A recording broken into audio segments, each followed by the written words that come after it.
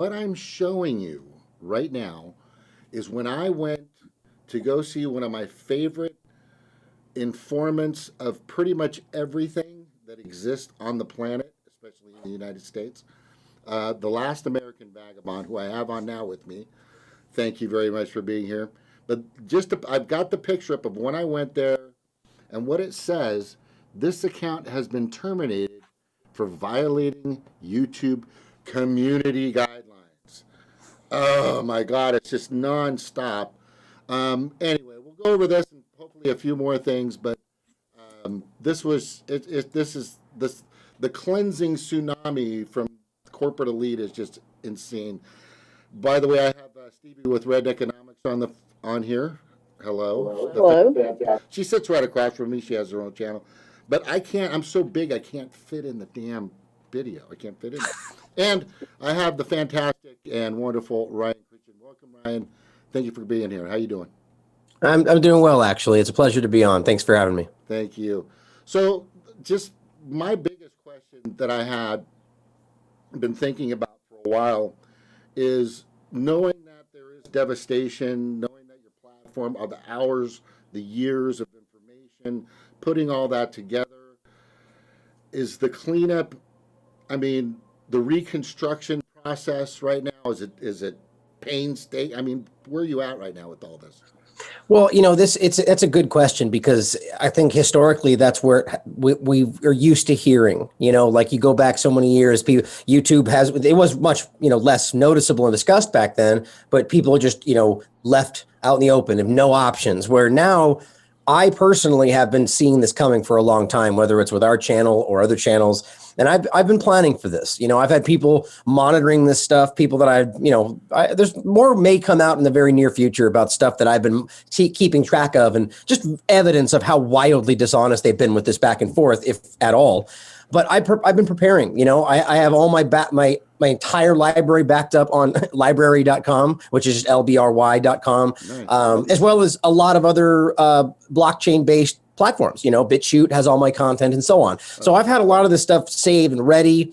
And, I wasn't trying to make this happen. I wasn't doing anything that was flagrant. I was just not pulling back in conversations that they said we weren't allowed to have, because they're not allowed to do that, So I pushed into it, and I discussed legitimately things like the vaccine, showing studies and verbatim information from the CDC and the NIH, and that's just not allowable to them, because I'm not supposed to be talking about that, So I kept doing it, and they finally just brought the hammer down, So I'm in a good place because I have everything saved, and I'm getting a lot of people are seeing this. It's causing a lot of momentum, which is good. And I'm just, honestly, when this first happened, I said, okay, now we can begin, right? This is the beginning. This is not the end of anything. This is the start of what needs to happen. And that's how it felt, I got to say, your attitude about this is just amazing. Thank you. You were on with Slow News Day the other day, and the first thing he says, he goes, I'm fucking pissed off, right? He's a cusser and a swear like nobody's business. Steve's a good guy. Yeah, he's amazing here in, is it Vanessa? Vanessa Villi. Awesome, awesome show to watch. And I saw you on Croco too, Davey Croco. Mm-hmm. Yep. Yeah, that was awesome. What's really important here for people to understand is, yes, people are now, it always takes one of our soldiers, in a sense, to fall, not completely, for us to finally say, oh my God, this is really happening. There's a movement now of uncensorship, going after the people or the communities or the social media platforms that are doing this continuously. And not that I'm a giant fan or any fan of Alex Jones, but I know that Ryan, Stevie, and all of us foresaw this. We foresaw that it was just a matter of time before they get you. If the narrative is not fitting their narrative or close to it, then they're going to take you down. I'm going to give you an example.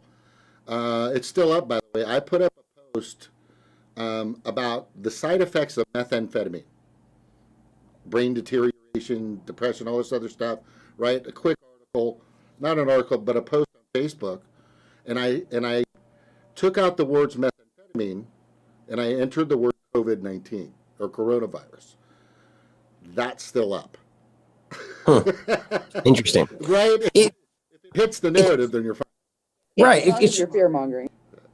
Right. Yeah, exactly. Right. As long, that's funny. It's just, it's so subject. It's totally up to them all the time. Right. And some people may even think that that makes sense, but these are not people that are supposed to be deciding what is allowable in a conversation. You know, the example I've been using all day is the one that the most glaring, obvious example of hypocrisy within, you're supposed to listen to the World Health Organization guidelines, is they keep saying that over and over and over, despite the fact that they seem to be constantly flipping back and forth between narratives and points and whatever. So you're just left just saying whatever they say today is what I have to listen to.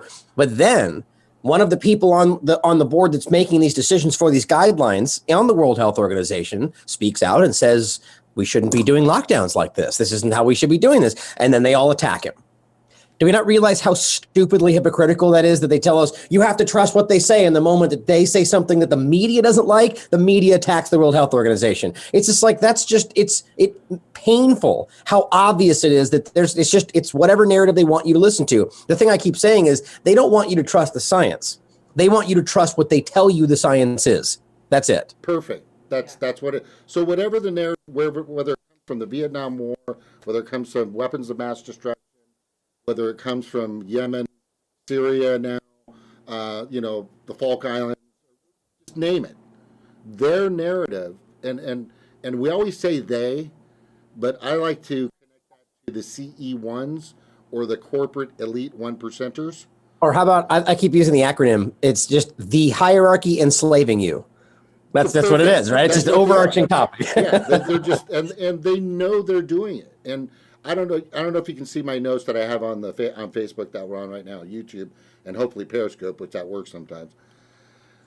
But I'm clearly stating that there's an agenda, there's a mission, a mission. There's kind of a process that they've been using with manufacturer consent, and I mean the list goes on, and how they direct the masses into this. I mean, the fear that I'm seeing from COVID, the fear that I'm seeing from so many other things that they can just throw up and slap it on the screen, sticks. That's the part that really gets me, is how meek, malleable, and obedient we've become, not questioning authority. Sad. or the source at every turn, like you do.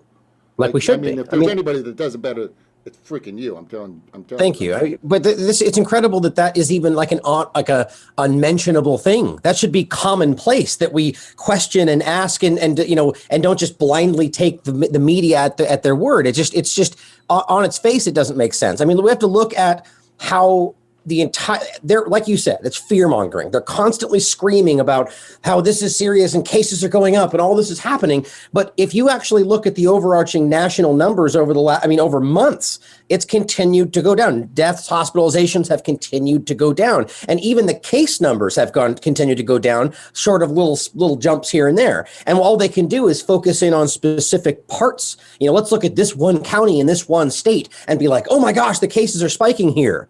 But the reality is they know that it's going down, and they're just pushing in the narrative that you need to be scared of this thing. And you add on to that the idea that the infection fatality rate, even according to the World Health Organization now, is right around the same as a flu. And they'll censor you for saying that, but that's literally what is on their website right now. It's incredible. It's almost hard to grasp when you can see it, the full picture. The thing, like you're completely pointing out, and everybody needs to just understand this important part, is when I'm having a little challenge with somebody on Facebook or Twitter or something like that, which I do, it's kind of fun, but I'm just giving them information.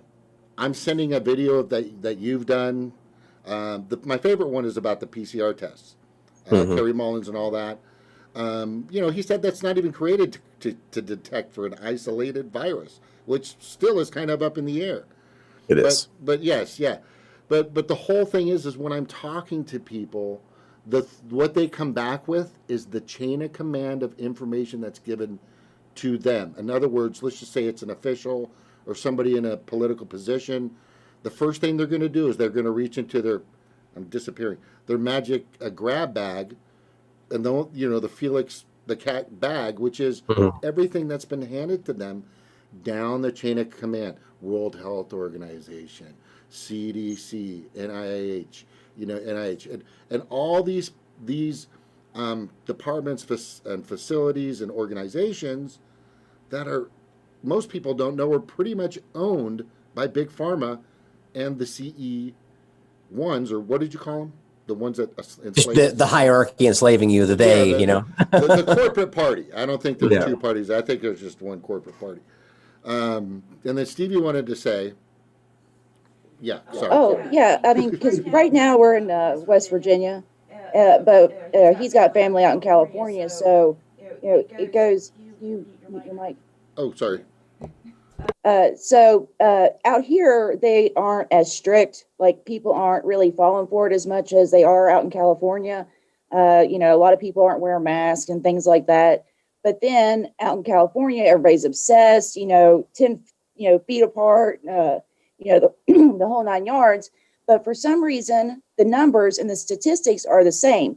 So how is it that, as careful as California is being right now, why are their numbers exactly the same as, us out here who just kind of are ignoring everything pretty Right. much? Good point. And this is exactly what they don't want to discuss, right? It's sort of like the earlier discussion about, when the Vax movie came out and, Vax versus unvax kind of thing. Like, there's an obvious way to find out, and they just don't want to do it, right? I mean, the best example is Sweden, which is one of the last videos I did before YouTube got all upset, right? Is that how in the world can you explain how, and we're even told that there are cases in Sweden, right? So that means it's present according to the narrative. So how then, if they're not locking down and not wearing masks and not requiring social distancing, is it not just tearing through the country and it's a complete disaster? Because that's what they want people to think. New York Times even wrote an article calling it a disaster, but you can look right now and you can see that the number, their deaths are right in line with every other year before it, that their cases are almost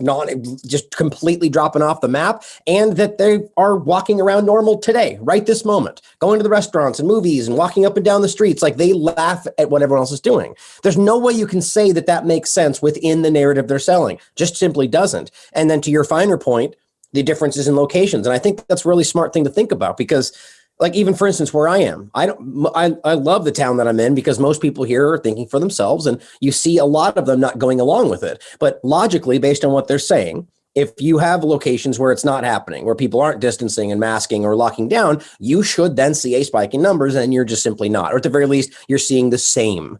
That's just unexplainable. I mean, I shouldn't say that. There's always something you could put in there, but no one's caring to address that. And that's just one of a long list of obvious red flags.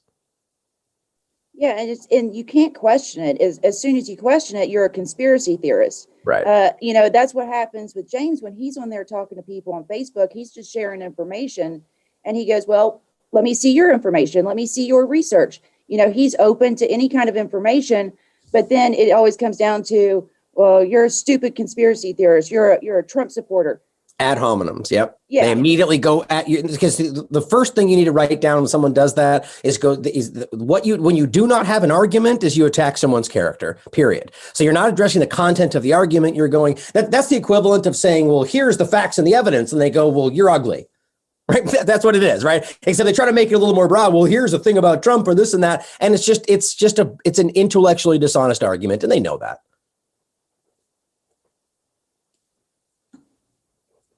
I can't hear you, James. I think you're on mute. We got new microphones. I'm still trying to figure out how they work. But anyway, so there's I don't know if you've seen the movie Payback with Mel Gibson. Yeah. Not it's a good I'm a big movie. fan of Mel Gibson. But That's a good movie. I mean, it's a good movie. There's a part in here, and I'm going to play it real quick. It's when he's talking to one of the kingpins, and I don't know if you'll be able to hear it. So I'll turn it up, so maybe you will. If you describe it, I'll remember which clip you're talking about. I know that movie. But I seem to have misplaced It's your when name. he's with Porter. one of the guys. Porter, right. I won't forget it again. Just let me see if it... The outfit is not unreasonable, Porter. But no corporation in the world would agree to what you're asking. What about Fairfax? Will he give me my money? Resnick told you quite a bit, didn't he? Fairfax will tell you the same thing I have. We're not authorized to do things like this. Who is? Who makes the decisions? Well, a committee would make a decision in this case. No. One man. You go high enough, you always come to one man. Who? Play that again. I don't know if you can hear it. He's talking to one of Fairfax's, the top kingpin. He's talking to one of his big guys, and he goes, like his second in line or second in command in regards to this mafia, organization that he's up against, just to get his 70,000 fucking dollars. And they keep saying it's 120, 130, 100. He goes, it's just 70 fucking thousand dollars. But anyway, so he gets to this one guy and he says, one man. You go high enough, you always come you to go one man. high enough, it always comes down to one man. Totally. Now, yeah. So I don't know if you remember that. Do you remember that? Oh yeah. That's Yeah. I know exactly what you're talking about. Here's my question, and I think this is important to know. Is I know there's a lot of players at the Bilderberg, the G20, the G7, these little meetings, these at the golf courses, and these backroom deals. I mean, the list of places where these things happen, probably now on Zoom. Who fucking knows? But who, in your professional opinion, from all the research that you've studied, and I know you might have an idea of who or where who's pulling the string, not those strings, but who do you believe or what? I'm just saying. In regard to COVID-19 specifically, or just the broad? I would say in regards to the general overall piece of COVID. Right. It's kind of the same answer either way, but I mean, I do not think that it's as simple as saying it's this one person or this family or this entity. I just don't. And I think that now, to your point, if you're talking about something specific, like let's say you wanted to find out, who is in control of this one thing, you could probably trace that back to one entity or group that ultimately has the say or something like that, right? So that is correct. But I would say when you're talking about like just general control of the direction, the policies, and I think it comes down to sort of a multifaceted. I mean, that's the idea of like a deep state, a shadow government, right? It's unelected power structure. That's what it really is. And you got the families that we generally talk about. And I mean, it's not a conspiracy. I mean, the idea that you have families like the Rothschilds and Rockefellers that have been they're obviously a huge foundational part of the development of this country. I mean, from finances even to actual physical things, and yet they're oddly not mentioned in any history books. Things like that, or the Fed. We're not taught about the Federal Reserve. There's a reason these things are kept away from us. So it says something. But it's more than just that, right? I mean, especially as things evolve too. I would argue that we're just talking about entities like that. Powerful families, powerful corporations, shadowy like government agencies that have essentially become governments of their own. That is what it ultimately comes down to. And then I think that there is a collective of that where you may talk about things like Bilderberg or, the meetings that they have. And I think that there's an overarching goal that they have, like a direction in a general sense, but those things are constantly changing, even amongst them, because within that, each one of them have their own personal things. They want to make money today, or they want to sell this thing, or they want to have more control over this specific country. They all have it. And so it's like I think it's a fallacy to look at any given thing and think that it all ties back to the one same thing. I think that you could make a case for that, but not always. I know that's not what people want to hear necessarily, because it's like we want to have one guy that we can just take down. I thought you had a name. But at the end of the day, I could name off all kinds of people that I think are guilty and corrupt and part of the problem. But I think we just all need to begin to see that it's not like here's the best way to put it. I don't think one person is going to be the one person to stop to save everything. I also don't think that there's going to be one person that we could look to answer all of our problems. And that's one of the things we have in regard to politics that is the problem today. Whether you support Trump or Biden or Johannesson or anybody, no, I don't think any one of them is going to be the answer to what we're trying to do. And that's, I am trying to get people to think outside the box in regard to our voting system in general. And that's really difficult today. But we just have to see how we're in this rigmarole that it's just the same old thing over and over and over. More promises and more back and forth.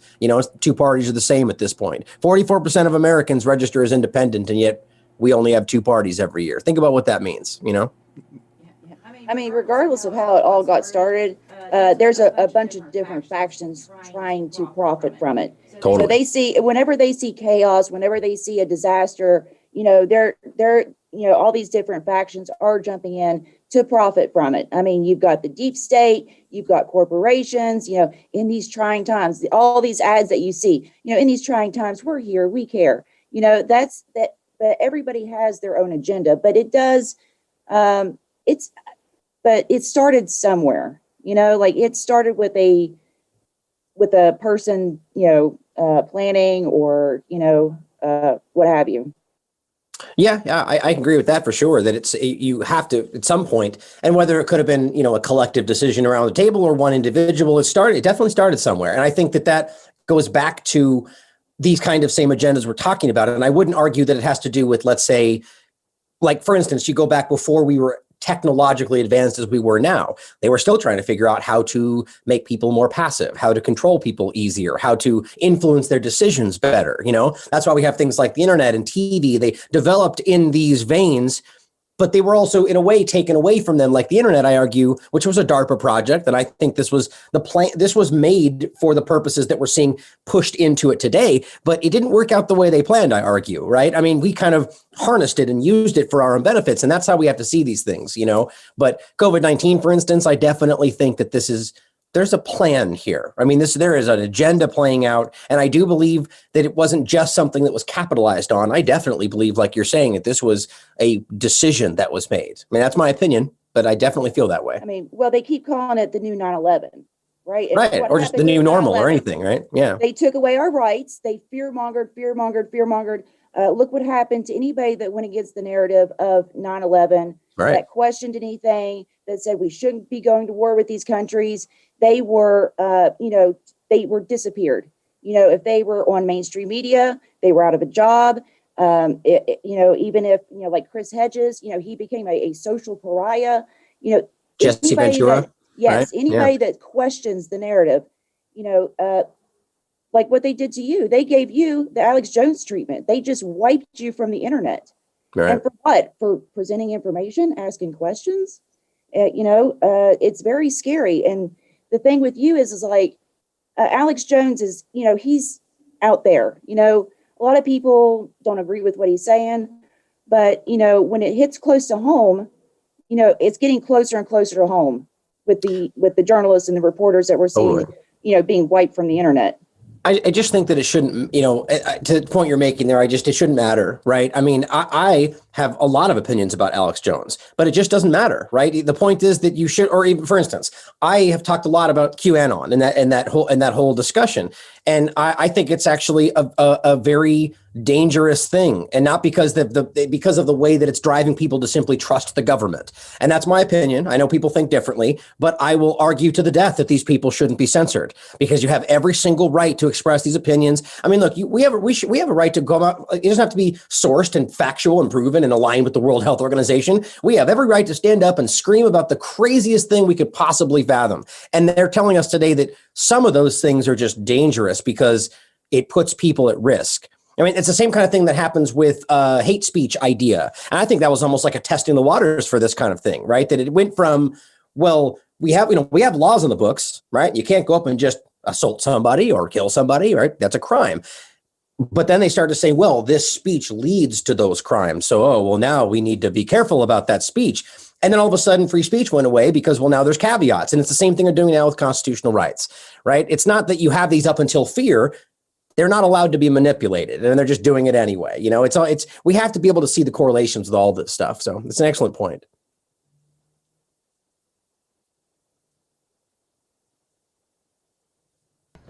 The whole Mike thing. The thing that I find kind of bad for us as a society, a U.S. voting republic, is the conversation. Like you're saying, it's like we can't even just talk about it. We can't. I actually saw Proud Boys talking to a progressive, and they were actually having a conversation. And I saw somebody in progressive social media just pull away. It wasn't exciting enough. It didn't fit the narrative, or whatever the case may be. They were having a civil discussion about things. And this is something that is exactly what they want us to do. I feel divide and conquer. I mean, that's the oldest fucking trick in the book, but it's something that I truly believe they've been doing for a long time, and they've been very successful at it. On the other hand, they put us against each other. Oh, you're not wearing a mask. You're wearing a mask. You're not wearing a mask. You asshole. You fuck you. Da, da, da. And this continues and continues and continues. The thing that bothers me the most is if like you said earlier, if you don't like what I'm talking about, and if it offends you or something like that, then maybe I'm not saying something to you that is fitting what you have implanted in a narrative. And this is what it's not their fault. Millions and billions of dollars, Harvard graduates, marketing, advertising, gigantic conglomerate firms that are putting out money and these guys are gurus at branding, logo, marketing. It's just amazing.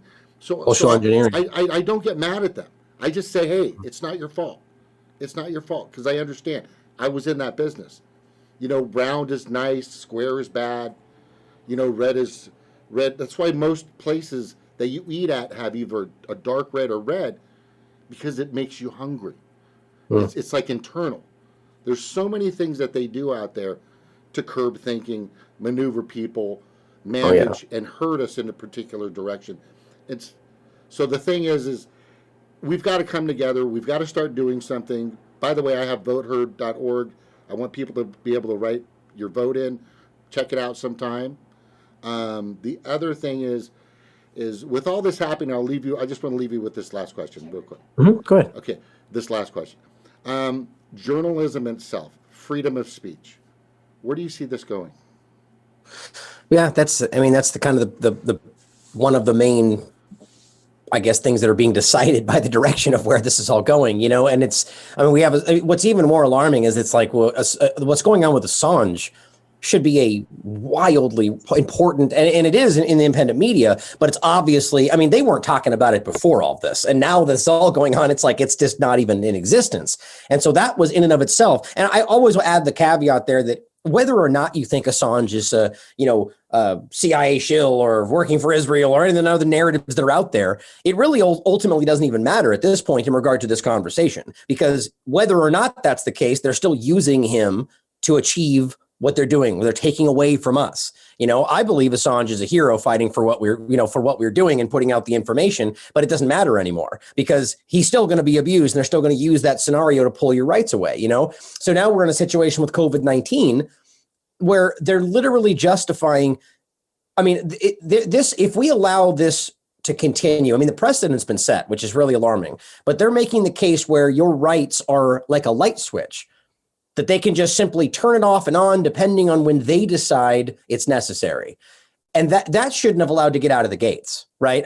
People were fear-mongered enough to get them so afraid that they were willing to. And that goes back to that old quote that I probably will say wrong, but safety for liberty, right? You deserve neither is the point. You need to fight for these things. So where we are now and where I think it's going, I think that this is a battle for our lives. I feel this is an end game. And I feel it in my bones. I could be wrong about that, but I swear, there's so many things that don't make sense about the way they did this, how quickly they're rolling it out, the fact that they don't seem to care, that it's so more obvious than I've ever seen in my life that they're being dishonest about this. So I think they're pushing it in for a reason before they should be. And so I think we need to stand up for this right now. And I never advocate violence. I just don't believe that's the direction we should go. I think violence begets violence. Doesn't mean there's not times when it's necessary, but I don't think that's the path we should choose. But we need to stand up right now and make everything about this. Everything, right? People can't feed their families. They don't have their jobs. Their business have been destroyed. We're bailing out massive multi-billion-dollar corporations with your money. Now is the time, guys. And journalism is where this is going to die if we don't allow it to continue. We need to fight for independent voices. I think we need to do things like hashtag boycott YouTube and just literally stop allowing them to control the message. At the end of the day, I'm going to keep fighting no matter what. Even if I knew that we would lose, I would still fight until the end anyway, because what else are we going to do? We need to keep fighting at this at every single step. And I think what we need to see more than anything is having individuals vote with their dollar, right? Vote with their voice, not writing your checking a box or putting this thing in a ballot doesn't ultimately achieve anything, in my opinion. Your money is the only thing I think they really care about at the end of the day. So make that case, you know? Exactly. That's the reason why they do everything that they do. It always comes down to the value of their stocks and the money in their offshore bank accounts. That's the only thing that influences their decisions. I agree. Our opinions, the popularity of those opinions, it does not matter to them. There's no pressure. I mean, when you shut down, when you quit giving them your labor and your money, that's when things change. So I had one last question for you, and that was, so do you have any advice for for anybody out there or content creators, anybody that's, seeing this and saying, hey, this is messed up, what would you say to them, seeing as you've just gone through it yourself? Well, I think right now we need to realize that it's not about one platform or the other, right? We need this everywhere. You need to go out there and put your content everywhere you possibly can, right? I mean, I get the idea of having a focus and everything, but I think the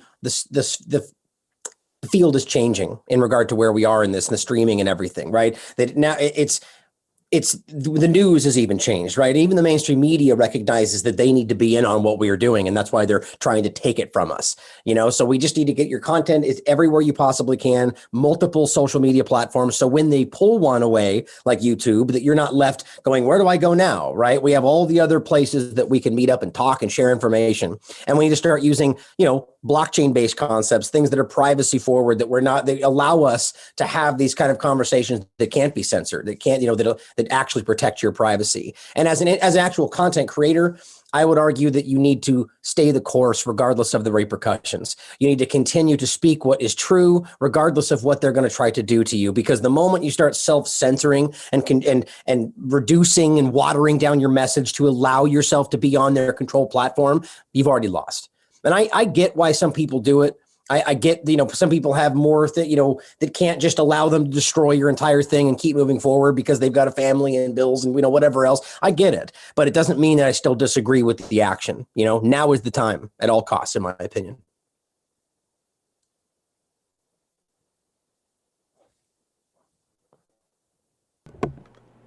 Thank you for coming on. Thank you for being my reminder of my microphone as well, Ryan.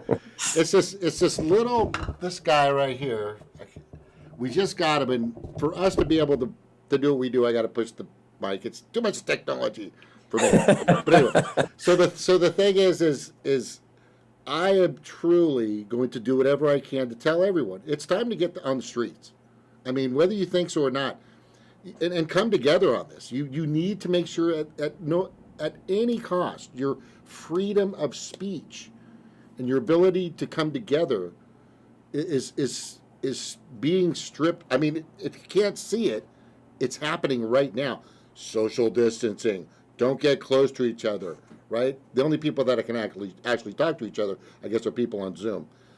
So anyway, we need to get out there. Go ahead. Let me add real quick before we end that I hope everyone should look into what they just said about the Christmas rules for California. It's horrifying. For Christmas. Yeah, I think it's going to backfire on them actually, because they're talking about like no more than a certain amount of people and you have to be distanced. And if you want to sing, you have to do it under your breath. And it's Thanksgiving. And Fossey was saying cancel Thanksgiving.